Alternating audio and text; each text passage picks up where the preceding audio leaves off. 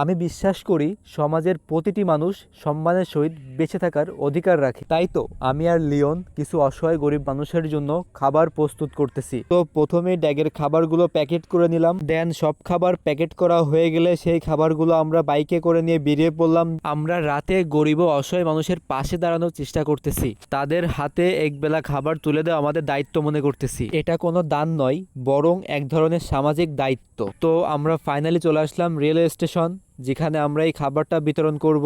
মানুষ কতটা অসহায় হলে এইভাবে রাস্তায় ঘুমাতে পারে, আর আমার যা মনে হয় এদের খাওয়া দাওয়াটাও ঠিক মতো হয় না। তো আমরা গাড়ি থেকে খাবারটা নামাই সবাইকে দেওয়ার চেষ্টা করতেছি। আমরা চাই এই অসহায় গরিব মানুষদের পাশে আরো মানুষ এগিয়ে আসুক, যেন আমরা সবাই মিলে একটি সহানুভূতিশীল এবং সংবেদনশীল সমাজ গড়ে তুলতে পারি। আল্লাহ তাআলা এই সকল মানুষদের সুস্থ ও সুন্দরভাবে বেঁচে থাকার তৌফিক দিক। আমাদের জন্য দোয়া করবেন, আমরা যেন এমন মানবিক কাজ আরো করতে পারি। আজকের ভিডিওটা এই পর্যন্ত।